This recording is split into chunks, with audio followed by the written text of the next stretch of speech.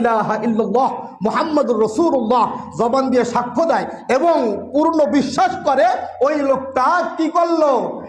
ব্যাংকে, মুসলমানি ব্যাংকে, ইসলামী ব্যাংকে অ্যাকাউন্ট করলো। এখন থেকে যে আমল করবে অ্যাকাউন্টে জমা হবে, কিয়ামতে অ্যাকাউন্টের টাকার মাধ্যমে মাফ করে দেবে। ইমান দিয়ে দেব, কিন্তু ভোটে আমার ক্ষমতা লাগবেই। আজকে রাতে তওবা করতে হবে, এখান থেকে কেউ বেরোবো না ইনশাআল্লাহ। আমার যদি ফজরের আগে মৃত্যু হয়, এই তওবাতে আল্লাহ মাফ করে দিবে। আল্লাহ কি বলছেন? আত্তাইবু, নবী বলছেন আত্তাইবু হাবিবুল্লাহ। যে ব্যক্তি তওবা করে সে আল্লাহর কি হয়ে যায়? বন্ধু হয়ে যায়। আত্তাইবু হাবিবুল্লাহ, তওবা যে করে কি হয়ে যায়? সে আল্লাহর বন্ধু হয়ে যায়। আজকে তওবা করে বেরোবো, ক্ষমা চেয়ে বেরোবো। আজ ক্ষমার রাত। হাদিস কোরআন পুরাপুরি ব্যাখ্যা বিশ্লেষণ করলে দুইটা শব্দ পাওয়া যায়, দুইটা। এই রাতের কাজ দুইটা। কয়টা?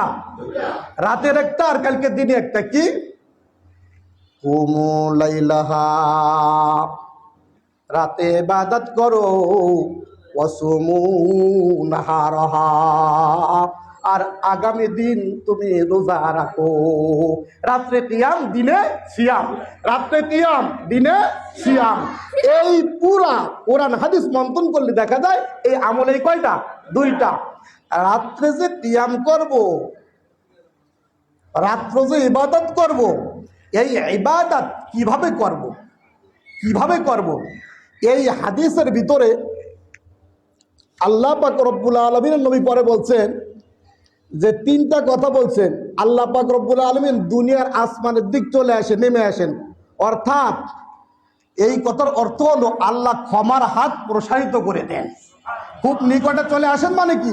এই দিন ক্ষমা চাওয়ার জন্য অন্য দিন তুমি আমারে ডাকো, আজকে তোমারে আমি কি করতেছি? এসে ডাকতেছি।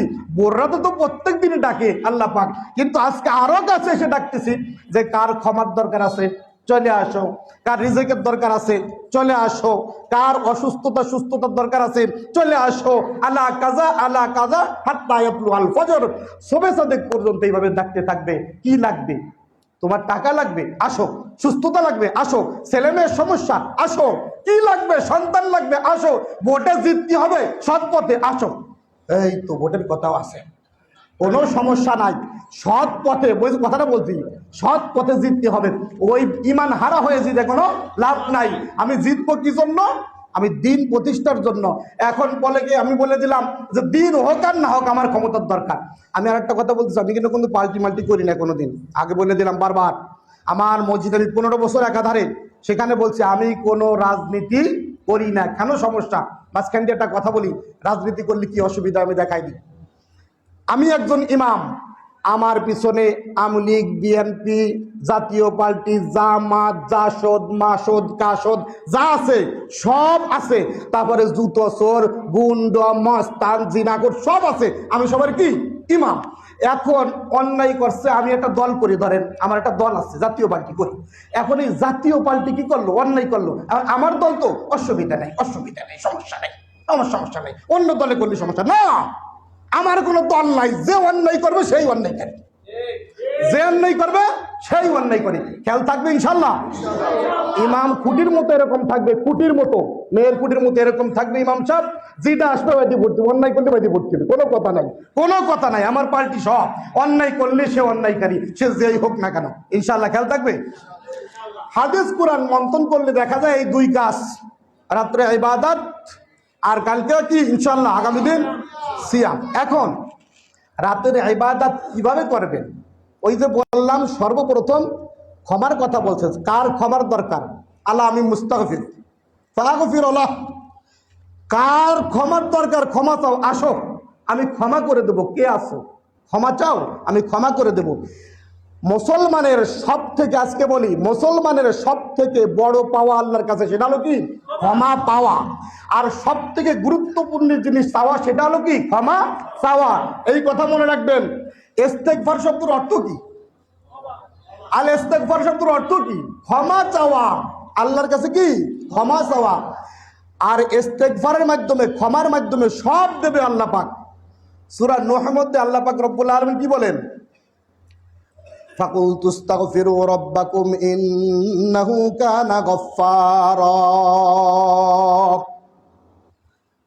এক নম্বরে ক্ষমা চাইলে আল্লাহ পাক রব্বুল আলামিন তোমার গুনাহ খাতা মাফ করে দিবেন।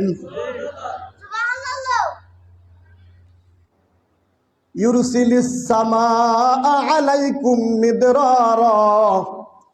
দুই নম্বরে বলতেছেন যে ক্ষমা চাইলে আকাশ থেকে রহমতের বৃষ্টি দান করবেন। ওয়াইনদিদুকুম বিআমওয়াল। তিন নম্বরে ইস্তেগফার করলে ক্ষমা চাইলে সম্পদে বরকত দান করবেন। চার নম্বরে ওয়াবানিন। ক্ষমা চাইলে ইস্তেগফার করলে সন্তান দান করবেন। সন্তান চাওয়ার জন্য কোনো বাবার কাছে যাওয়া লাগবে না। হাবিব বাবা, গাজীব বাবা, চাঁদ বাবা, সূর্য বাবা আছে না বাবা, ওরে বাবারে বাবা, বাবার উপর দিয়ে বাবা, তোর বাবারে যে চাইস ওই বাবারও সৃষ্টি করছে কে? আল্লাহ।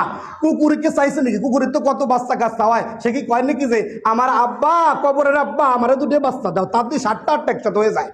ও কার কাছে কয়? তাওয়াক্কুল করে আল্লাহর কাছে। আর সিজারও করা লাগে না, মালিক এমনি তাওয়াক্কুল করে সিজার ছাড়া বের করে দেয়। আমাকে যে অবস্থা, আমাকে যে জীব জানোয়ারের তাওয়াক্কুল অনেক বেশি, এই কারণে এখনো বাইচে আছি। আল্লাহ পাক এখনো বাঁচায় রাখছে, ওদের মাধ্যমে আমাদেরকে এখনো বাঁচায় রাখছে। কেন? দুনিয়াতে কিছু মানুষ আছে তারা একমাত্র আল্লাহর উপর তাওয়াক্কুল করে। আবার জীব জানানোর কথা আসছে যে তাদের কারণে খড়কুটাতি, যারা ওরা গরু বাছুর খেয়ে বাঁচতে পারে, এই কারণে আল্লাহ ওখান থেকে কিছু ধান দেয়, আমরা খেয়ে বাঁচতে পারি। সুতরাং আজ বলি যে ক্ষমা চাইলে এর ভিতরে সব আছে। তারপরে কি বলতেছে? ওয়াজআল লাকুম জান্নাত ওয়াজআল লাকুম আনহারা। এরপরে বলতেছেন